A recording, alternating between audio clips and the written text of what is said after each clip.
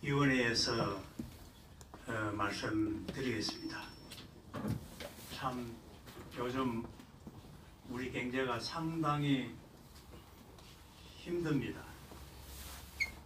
아마 수출로 먹고 사는 대한민국이 지금 무역 적자로 흐드기고 있습니다.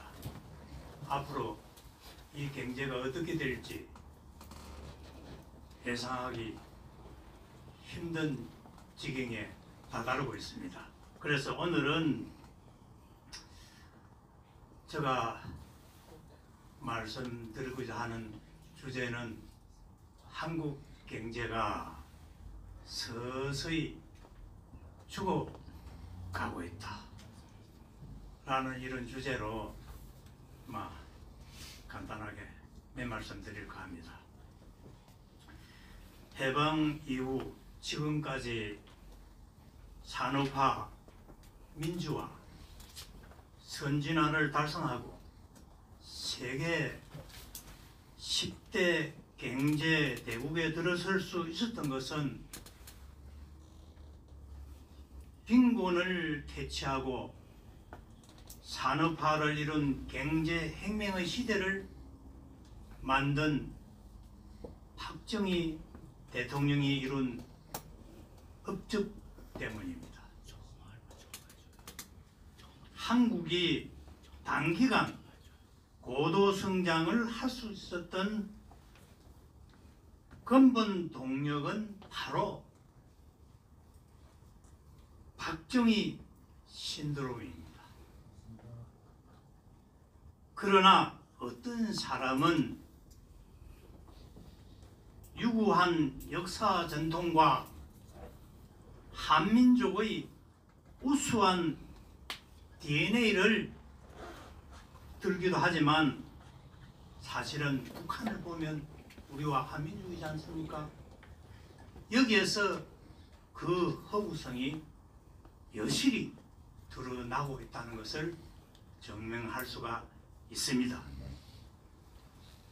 세계에서 가장 못 살고 핍박받는 나라가 바로 북한입니다. 이를 추종하는 종북 세력이 있는 한 더 이상 경제 발전은 없습니다. 이들에게 배울 것이라는 것은 아무것도 없습니다. 과거 반독재 정권을 이끌었던 민주화 세력이 엉터리 정책과 내로남불의 추태를 지금 남발하고 있습니다. 이태원의 비극을 제2의 세월호 참사로 극화해서 현 정권에 도전하고 있습니다. 이 자들은 국민 경제에는 안중에도 없고 오로지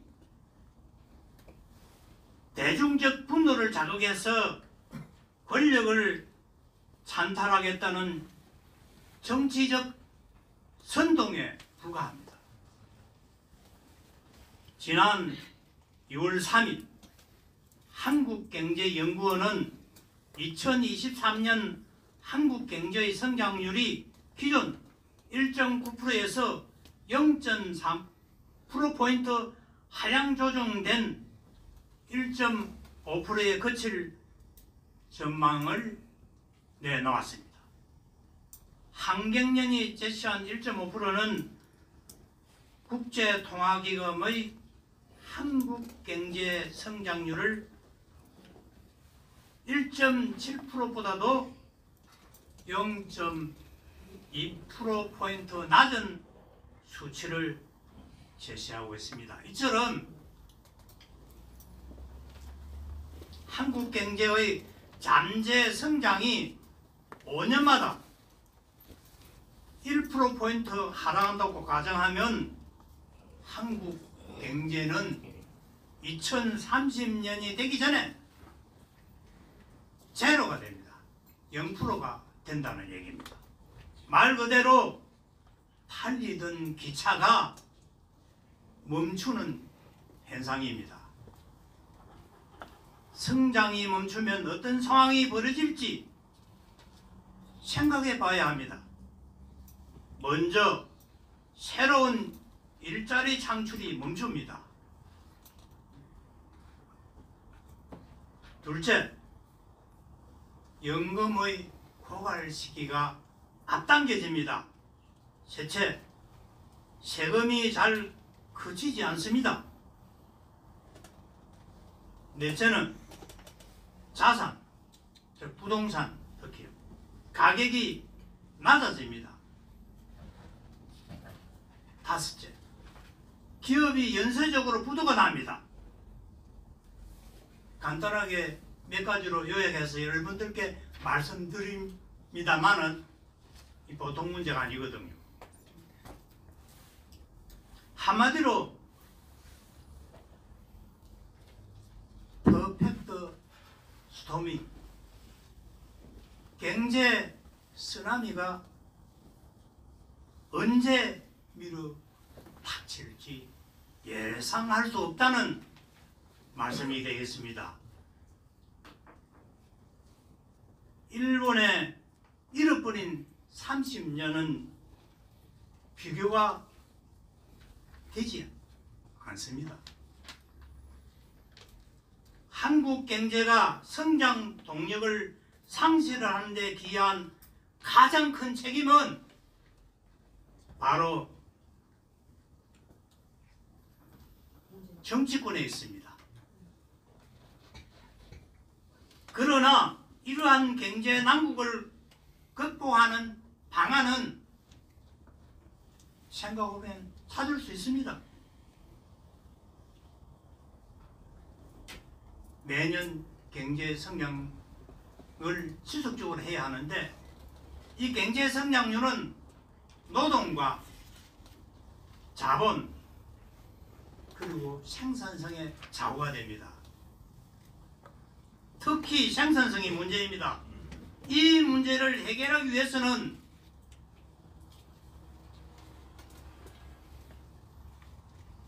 노동, 연금, 그리고 교육의 3대 계획을 기필코 해내야 합니다. 또한 국내 총생산 대비 연구 개발비 투자는 다른 어떤 투자 분야보다도 많이 하고 있습니다만은 실제 그 업적은 굉장히 가장 저조합니다.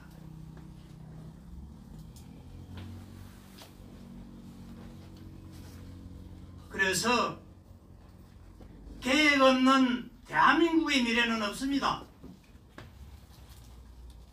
우리 공화당의 정책위원회에서는 항상 미래를 바라보고 미래를 생각하며 미래를 디자인해서 국가 정책 방향을 제시하도록 하겠습니다. 감사합니다.